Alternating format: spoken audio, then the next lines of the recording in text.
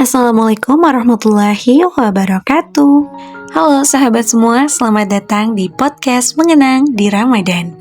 Ruang inspiratif yang menghadirkan kisah-kisah penuh hikmah dari para sahabiah. Bersama saya Oktavia Winarti dari CHX Light Bunda Produktif Batch 4. Pada episode kali ini, kita akan mengenal lebih dekat sosok luar biasa, Zainab binti Jahsy, seorang wanita yang terkenal dengan ketakwaannya, kedermawanannya, serta perannya dalam sejarah Islam. Sosok wanita satu ini akan membuat kita terpesona bukan hanya dari parasnya yang cantik jelita, tapi juga dari keutamaan-keutamaan yang dimilikinya. Namanya adalah Zainab binti Jahsy radhiyallahu an. Beliau merupakan putri dari Umaymah binti Abdul Muthalib yang tak lain adalah bibi Rasulullah Shallallahu Alaihi Wasallam. Seluruh saudara kandungnya merupakan generasi pertama yang memeluk Islam. Zainab binti Jahsy radhiyallahu an dilahirkan di kota Mekah sekitar 33 tahun sebelum Rasulullah Shallallahu Alaihi Wasallam diutus menjadi nabi. Zainab dibesarkan di tengah lingkungan keluarga yang terhormat dan bernasab mulia. Kemuliaan yang dimiliki oleh Zainab binti Jahsy radhiyallahu an semakin terpancar ketika Zaid bin Haritsah menceraikan Zainab binti Jahsy yang usia pernikahan mereka hanya berlangsung setahun. Kemudian setelah masa iddah selesai, Zainab radhiyallahu an dipersunting oleh Rasulullah Shallallahu Alaihi Wasallam. Zainab radhiyallahu an merupakan satu-satunya istri Rasulullah Shallallahu Alaihi Wasallam yang dinikahkan langsung oleh Allah Azza wa Jalla dari atas 7 lapis langit yang perantaranya adalah malaikat Jibril. Ini merupakan suatu kemuliaan yang dikaruniakan oleh Allah Azza wa Jalla kepada Zainab binti Jahsy radhiyallahu an yang menikah tanpa wali. Di awal pernikahan Zainab radhiyallahu an dengan Rasulullah Shallallahu Alaihi Wasallam, turunlah ayat tentang hijab, yang mana setelah itu setiap sahabat laki-laki harus berbicara dengan para istri Rasulullah Shallallahu Alaihi Wasallam dari balik tabir. Zainab radhiyallahu an memiliki kedudukan yang sangat tinggi di hati Rasulullah Shallallahu Alaihi Wasallam setelah Aisyah radhiyallahu an. Sehingga wajar jika ibunda kita Aisyah pernah berkata, Zainab radhiyallahu an adalah istri Nabi Shallallahu Alaihi Wasallam yang nyaris setara denganku dibanding dengan istri-istri beliau yang lain. Zainab radhiyallahu an menggali sekian banyak akhlak Nabi Shallallahu Alaihi Wasallam dan mengikuti beliau dalam setiap kebaikan, terutama dalam sikap zuhud dari kesenangan-kesenangan materi, karena yakin bahwa kehidupan akhirat adalah lebih baik dan lebih kekal. Oleh sebab itu, tidak mengherankan jika Zainab radhiyallahu an tampil dengan pribadi yang dermawan dan pemurah. Banyak sekali kesaksian yang disampaikan oleh masyarakat saat itu tentang kedermawanan dan kezuhudannya.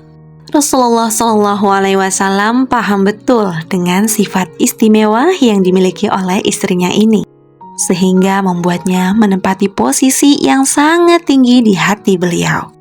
Rasulullah Shallallahu Alaihi Wasallam pernah memujinya bahwa Zainab radhiyallahu an termasuk orang-orang yang suka berbuat baik kepada orang banyak.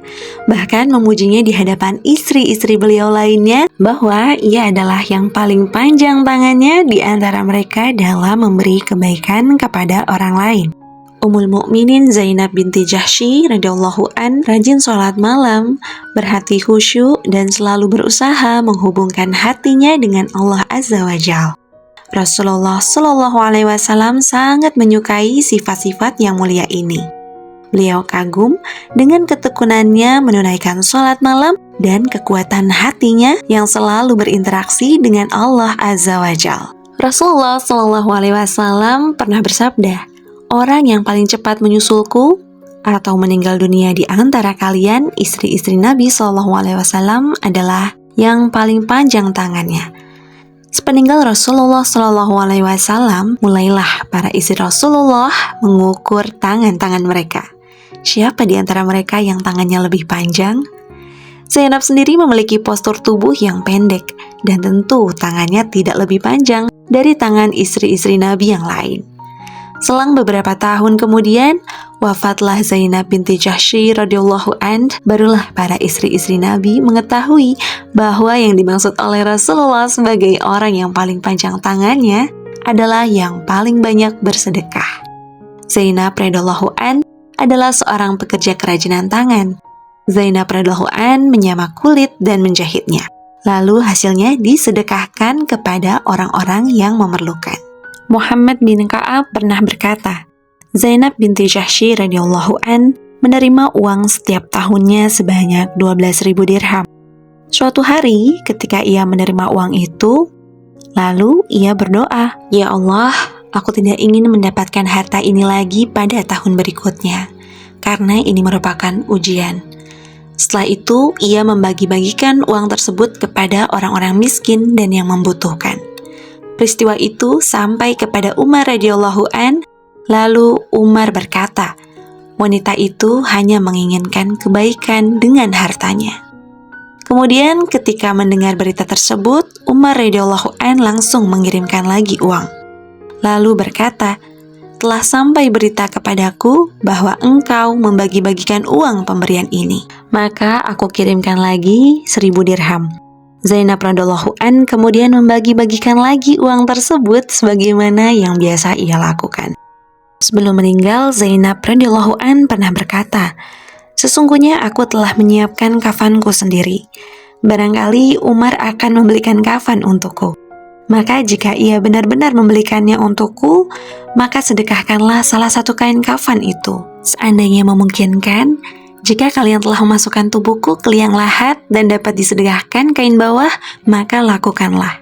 Zainab binti Jahsy radhiyallahu an meninggal dunia pada tahun 20 Hijriah. Kepergiannya menorehkan kesedihan di setiap jiwa, terutama orang-orang miskin dan yatim piatu, yang bagi mereka Zainab radhiyallahu an adalah sosok yang sangat dermawan yang tiada bandingannya. Semoga Allah meridhoinya dan membuatnya ridho, serta menjadikan surga Firdaus sebagai persinggahan terakhirnya. Semoga kisah ini menginspirasi kita untuk menjadi pribadi yang lebih baik, lebih dermawan, dan semakin teguh dalam menjalankan ajaran Islam. Terima kasih sudah mendengarkan podcast Mengenang di Ramadan. Jangan lupa untuk share video ini ke teman-teman kamu agar lebih banyak yang mendapatkan manfaat. Sampai jumpa di episode berikutnya. Wassalamualaikum warahmatullahi wabarakatuh.